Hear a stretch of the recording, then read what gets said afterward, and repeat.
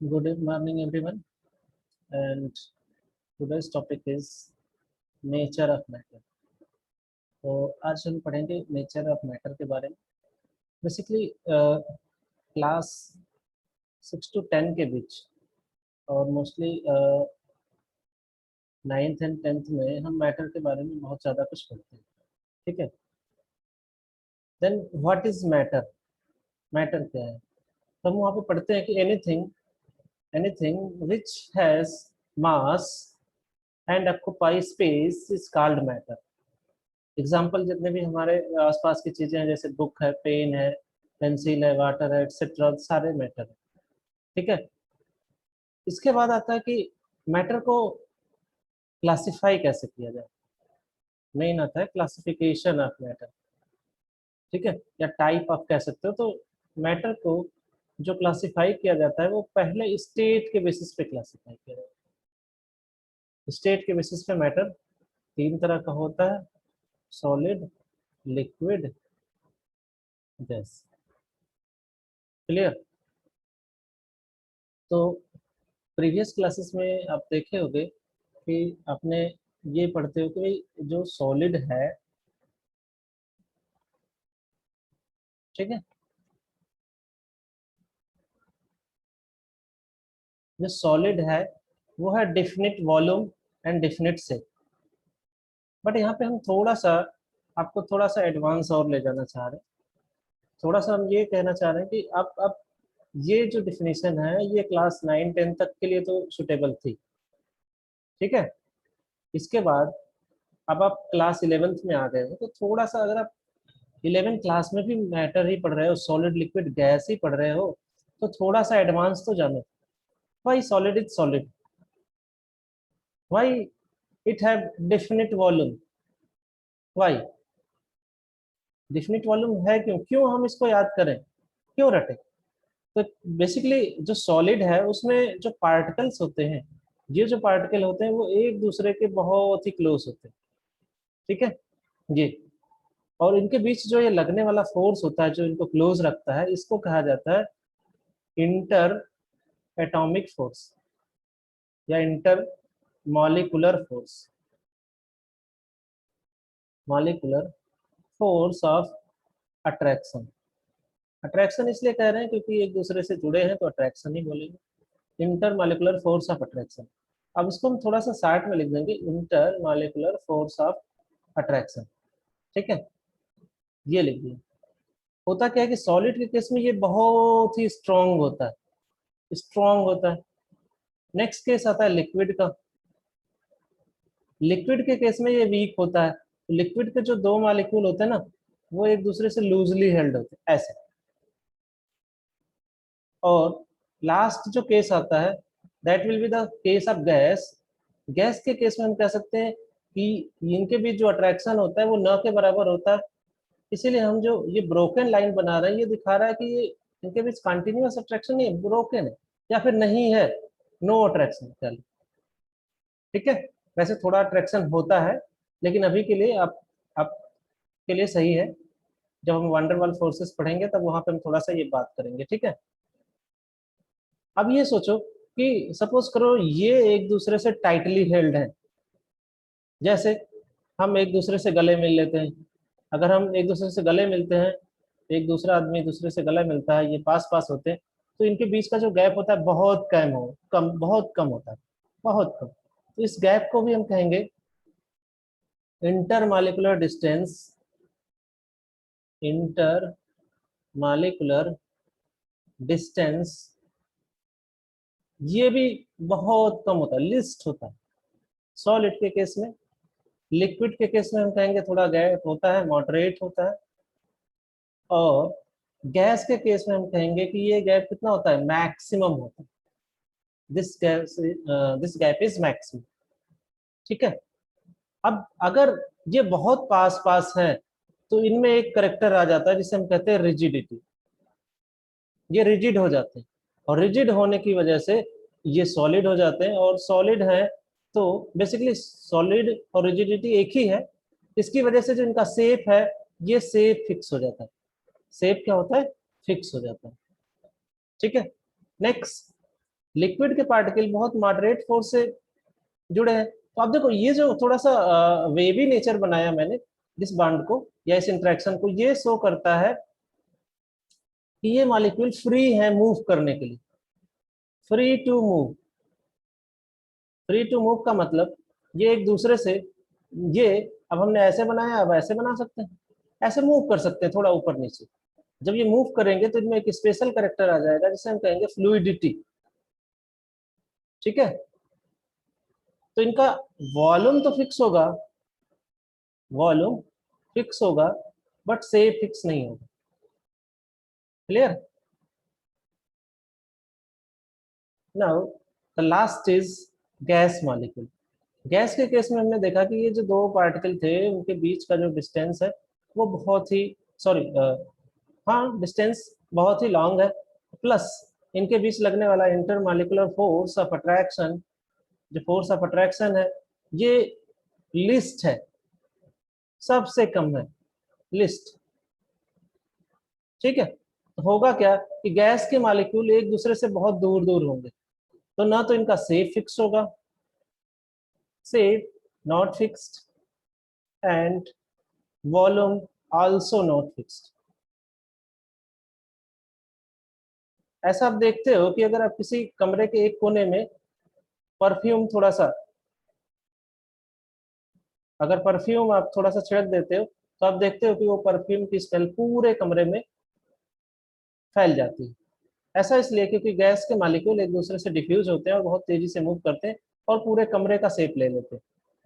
ठीक है, तो ये थोड़ा सा एडवांस हो गया, थोड़ा सा आप जो बेसिक पढ़ते आए हो उससे थोड़ा सा ऊपर और अलग हट के हमने पढ़ा कि what is the basic differences between solid, liquid and gas.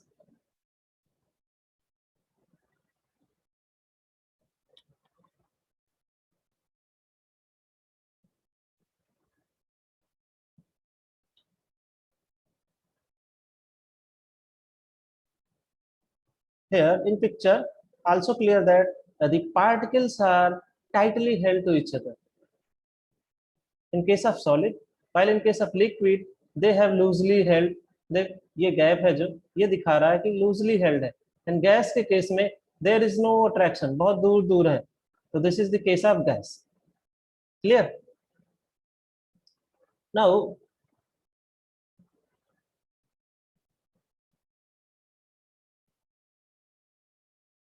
these three state of matter is interconvertible, means solid, अगर सॉलिड को हीट कर दें तो वो लिक्विड में कन्वर्ट हो जाएगा, और लिक्विड को हीट कर दें तो ये गैस में कन्वर्ट हो जाएगा। इसका हम एग्जांपल ले सकते हैं कि सॉलिड वाटर मतलब आइस है, लिक्विड वाटर मतलब वाटर है, और ये है वाटर वेपर। ठीक है, और अगेन इसको अगर हम कूल करें तो ये लिक्विड में कन्वर्ट हो जाता है, इसको कूल करें तो ये सॉलिड में कन्वर्ट हो जाता है। आपने देखा होगा घरों में फ्रिज में रख के वाटर को हम जो है आइस में कन्वर्ट कर लेते हैं।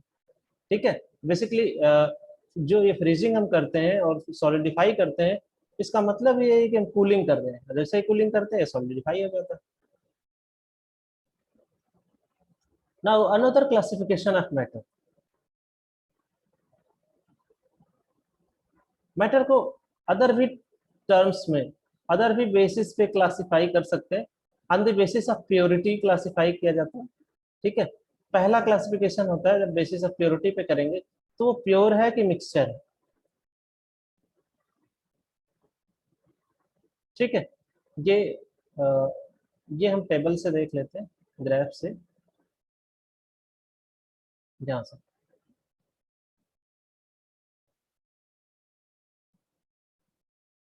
फिगर 1.2 से, this is the matter and classify based on the purity. Purity के बेस पे जब क्लासिफाई किया जाता है तो पहला होता है प्योर सब्सटेंस। अब देखो प्योर सब्सटेंस जब हम कह रहे हैं तो इसका मतलब इसके सारे पार्टिकल, ऑल पार्टिकल एलाइक होंगे। एलाइक का मतलब एक जैसे, जैसे अगर हम कहते हैं प्योर वाटर ही तो सब में क्या होगा, H2O H2O होगा। अभी जो आप मिनरल वाटर पीते हो ना विथ एडेड मिनरल्स, वो प्योर नहीं है। ठीक है, उसमें मिनरल्स होते हैं, ये कुछ मिनरल्स होते हैं, तो वो मिक्सचर है, that will be the mixture. H2O plus अगर हम मिनरल्स इसमें ऐड कर देते हैं तो that will be the mixture, pure water नहीं। मिक्सचर का मतलब कि कोई एक सब्सटेंस है उसमें दूसरा भी मिला हुआ है, that will be the mixture. और हमारे पास जो भी एग्जांपल्स हैं वो बहुत सारे मिक्सचर के एग्जांपल्स, जैसे एयर सबसे बड़ा मिक्सचर है, ठीक है। आपका टैप वाटर, टैप वाटर, और भी घरों में अब जितनी भी लिक्विड चीजें या सॉलिड चीजें, लिक्विड चीजें मोस्टली यूज करते हैं जैसे मिल्क, वो भी मिक्सचर है। तो बहुत सारी चीजें ऐसे हैं जो मिक्सचर है। Next, this mixture is further classified in two groups, homogeneous and heterogeneous. अब बात करते हैं ये होमोजीनियस मिक्सचर क्या है। जैसे अगर सपोज करो आपके पास वाटर है और वाटर में आपने थोड़ा सा साल्ट ऐड कर दिया, ठीक है, साल्ट ऐड कर दो या शुगर, चीनी आपने घोल दिया, तो जैसे आप घोलते हो देखते हो कि घुल जाने के बाद जब ये पूरी तरह से घुल जाता है तो आप इस ग्लास का, ये जो ग्लास होती है इसमें से कहीं से भी, ऊपर से नीचे से बॉटम से कहीं से भी आप मिक्सचर उठा लीजिए, जो ये मिक्सचर है उसका जो टेस्ट होगा, ये टेस्ट अलाइक होगा, एक जैसा होगा, सेम होगा।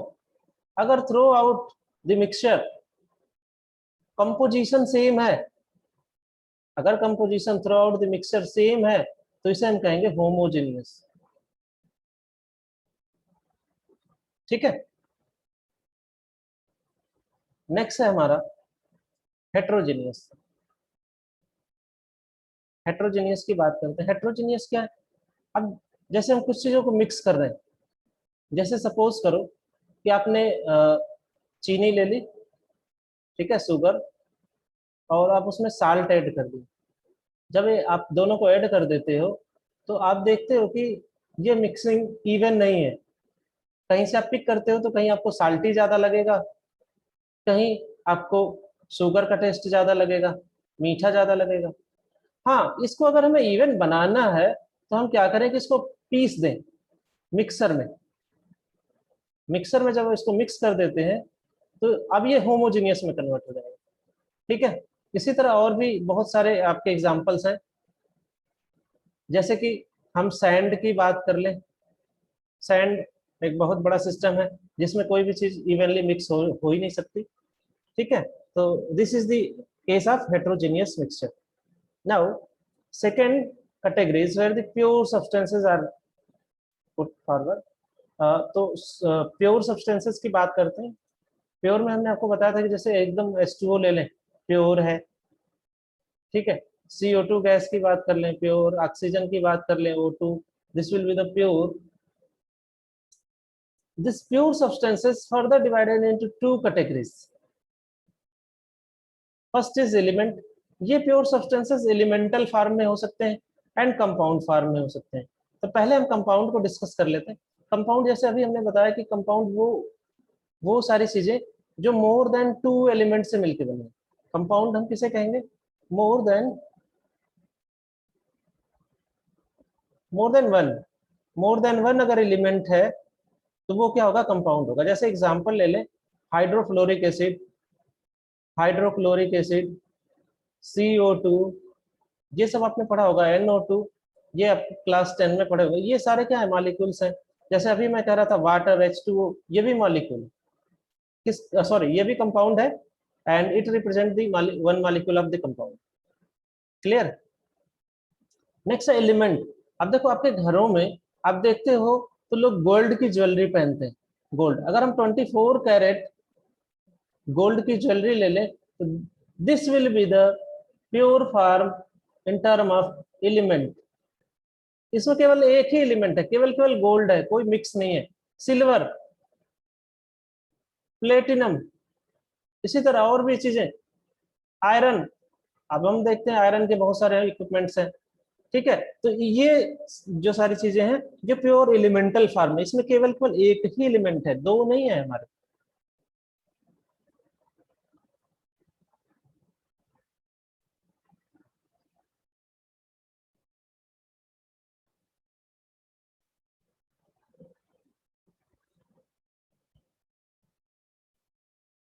नेक्स्ट कॉन्सेप्ट आता है कि ये जो हमारे एलिमेंट्स हैं, एलिमेंट्स एंड जो कंपाउंड्स हैं, इनके जो पार्टिकल्स होते हैं ना, these particles may exist as atom or molecules।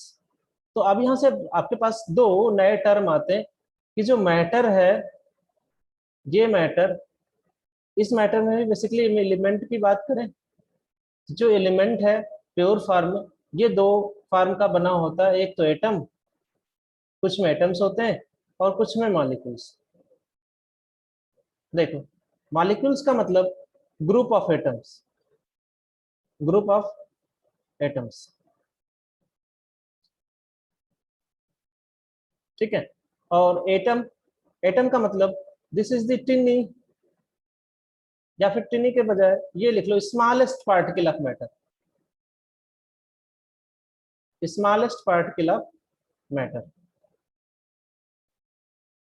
Next है एक और प्रॉपर्टी मॉलिक्यूल की, ये स्टेबल होता है, स्टेबल है, स्टेबल है, प्लस फ्री स्टेट में पाया जाता है, फ्री स्टेट में।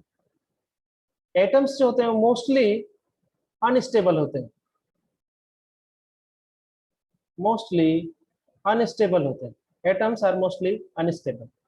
सेकेंड चीज, these are highly reactive,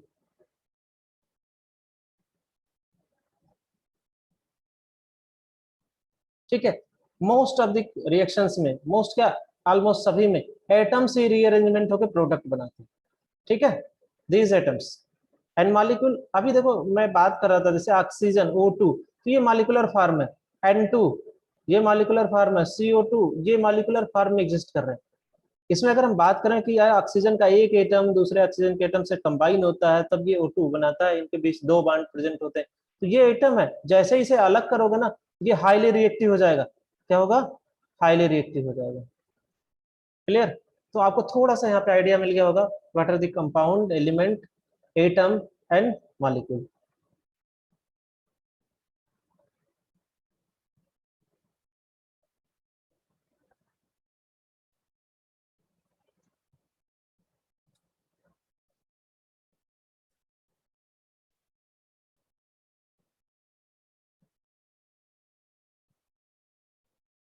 With the help of pictures, we can also understood how these atoms are different, how these atoms look like। अगर हम हाइड्रोजन की बात करें तो ये सब छोटा सा है, ये ऑक्सीजन का है, ये जो एटम्स है ना वो सारे के सारे स्फेरिकल होते हैं, ठीक है, एक बॉल जैसे होते हैं, नाइट्रोजन का एटम, कॉपर का एटम, सोडियम का, ये एटम्स है। अब ये जब एटम्स कंबाइन होंगे, when these atoms are combined they will form molecule। यहाँ पे एक एटम हाइड्रोजन का, दूसरा एटम हाइड्रोजन का, इसने बना दिया हाइड्रोजन का molecule, H2 molecule. Likewise oxygen का एक एटम दूसरे ऑक्सीजन के एटम से कंबाइन करके O2 का मॉलिक्यूल बना दिया। ये अब इनके बीच जो ओवरलैप रीजन है ना, ये डबल बॉन्डेड सिस्टम होता है, ऑक्सीजन दूसरे ऑक्सीजन से डबल बॉन्ड बनाता है। तो ये हम नेक्स्ट चैप्टर्स में पढ़ेंगे, जहाँ पे हमारा केमिकल बॉन्डिंग वाला चैप्टर है वहां पे हम पढ़ेंगे कि कितने बॉन्ड बनाएगा, कैसे हम इसको जस्टिफाई करेंगे, एक्सेट्रा।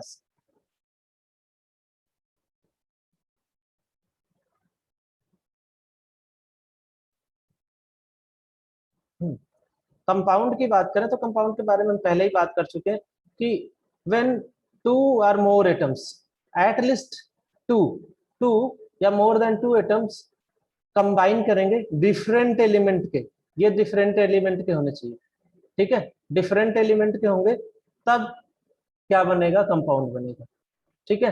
ये रेशियो कुछ भी हो सकता है, एक डिफिनिट रेशियो इसलिए बोल दिया जाता है कि भाई कुछ तो बता दो किस रेशियो में कंबाइन होंगे, तो इसलिए इसे डिफिनिट बोल दिया जाता है, लेकिन कोई न कोई तो रेशियो होगा ही। तो जब अब ऐसा एग्जांपल भी देख लेते हैं, जैसे HF के मॉलिक्यूल की हम बात करें तो यहाँ एक हाइड्रोजन है, यहाँ एक फ्लोरीन है, तो इनका रेशियो होगा 1:1 का। CO2 की बात करें तो इसमें एक कार्बन है, कार्बन एक है, ऑक्सीजन दो ऑक्सीजन है, तो यहाँ पे रेशियो होगा 1:2 का।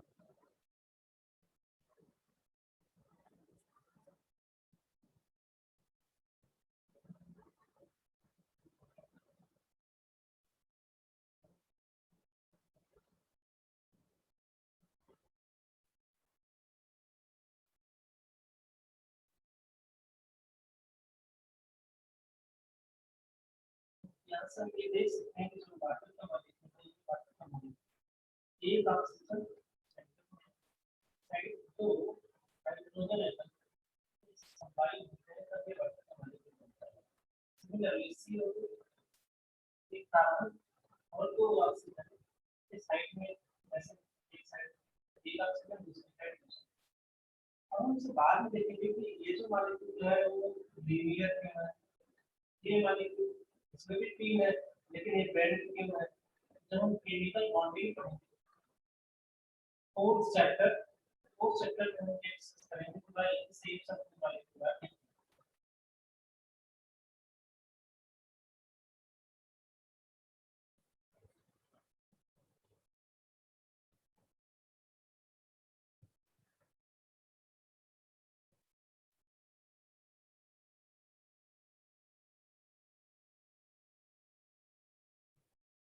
नेक्स्ट टॉपिक है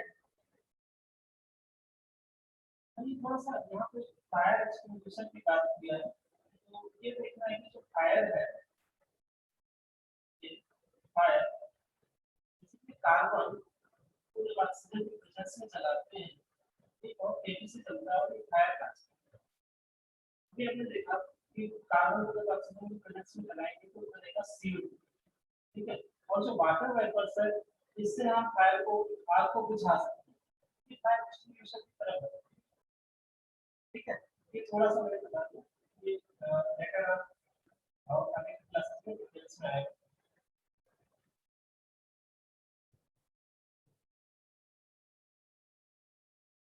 So the properties of the matter and their features. Basically, जो हमारा मैटर है मैटर को डिस्कस कर चुके हैं। तो मैटर हमारा तीन स्टेज में solid, liquid and third stage is gas. Matter की जो प्रॉपर्टीज होती हैं ये बेसिकली दो तरह की होती हैं। These properties is mainly characterizing physical and chemical। Physical properties में क्या है, जैसे उस कंपाउंड का कलर क्या है, उस कंपाउंड का ऑर्डर क्या है, कंपाउंड का मेल्टिंग पॉइंट क्या है, बॉइलिंग पॉइंट क्या है, डेंसिटी क्या है, ठीक है। अगर हम बात करें तो सरफेस टेंशन, विस्कोसिटी, ये सारे के सारे जो और भी एडिशनल प्रॉपर्टीज है these are mainly belongs to physical. भाई केमिकल प्रॉपर्टीज की बात करें तो कंपोजिशन, केमिकल कंपोजिशन, कंबस्टिबिलिटी, जैसे अभी मैं रिएक्शंस बता रहा था कि कार्बन ऑक्सीजन की प्रेजेंस में जल के CO2 बनाता है। तो कौन जल के क्या बनाता है, सही बनता है नहीं बनता, etcetera. Reactivity with acid and bases, various type की reactivity acid base reducing agent transfer etcetera के साथ, ठीक है। तो this are the chemical. Now physical properties है ना, ये physical properties can be measured observed without change in identity or the composition of the तो फिजिकल प्रॉपर्टीज अगर हम वाटर का केस ले लेते हैं, सॉरी H2O का, तो ये H2O तीन स्टेट में एग्जिस्ट करता है। H2O सॉलिड फॉर्म में, सॉलिड को कहते हैं आइस, H2O लिक्विड फॉर्म में गैस है, लिक्विड फॉर्म में से वाटर कहते हैं, और थर्ड है H2O गैसियस स्टेट में जिसे हम कहते हैं वाटर, ठीक है। अब यहाँ पे देखो केमिकल कंपोजिशन तीनों का सेम है, तीनों का केमिकल कंपोजिशन H2O है, but their physical properties are different. ये सॉलिड है, ये लिक्विड है, ये गैस, ठीक है। तो यहाँ पे केमिकल कंपोजिशन डिस्टर्ब नहीं होता। एक्स केमिकल प्रॉपर्टीज जब भी केमिकल चेंजेस होंगे उस केस में आप देखोगे कि ये पूरा का पूरा कंपाउंड चेंज होगा। जैसे कार्बन को ऑक्सीजन की सदा दे तो ना तो कार्बन मिलेगा ना आपको ऑक्सीजन मिलेगा, दोनों की कोई प्रॉपर्टी नहीं है। नेक्स्ट से बनने वाला कंपाउंड होगा CO2 और दोनों से डिफरेंट होगा। तो these are the chemical change, ठीक है। ये हम लोग बात नहीं कर रहे थे जो किसी कंपाउंड का एसिड से रिएक्टिविटी या एसिडिटी बेसिसिटी कंपासिबिलिटी ये सारे केमिकल चेंजेस हैं। Now next question is how this physical properties are measured.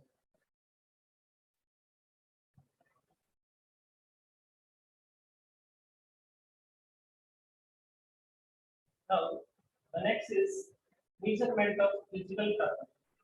Physical properties को मेजर करना है, उसमें अगर आप देखें, सपोज अभी हमने कहा था कि बॉइलिंग पॉइंट के लिए हमने बता आगे की क्लास में बताएंगे कि इसमें तीन तरह के स्केल होता है। एक होता है केल्विन स्केल, एक होता है डिग्री सेंटीग्रेड।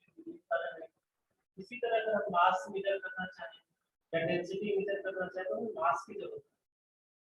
ये मास की भी बहुत सारी यूनिट्स है, जैसे हमारे यहाँ जो चलता है वो केजी चलता है आज के डेट में। पहले हमारे यहाँ सेल चलता था, 1 सेल 2 सेल 3 सेल। इंग्लैंड या फिर उधर वेस्टर्न कंट्रीज की बात करें तो वहाँ पे वेट को मेजर करने के लिए पाउंड चलता था, तो कहीं पे ऑन्स चलता है, बहुत जगह का सिस्टम अलग अलग है। तो इन सबको एक जैसा करने के लिए ये एक नया सिस्टम लाया गया जिसे कहा गया इंग्लिश सिस्टम, सॉरी जिसे कहा गया SI system. Basically SI system, SI से हम कहते हैं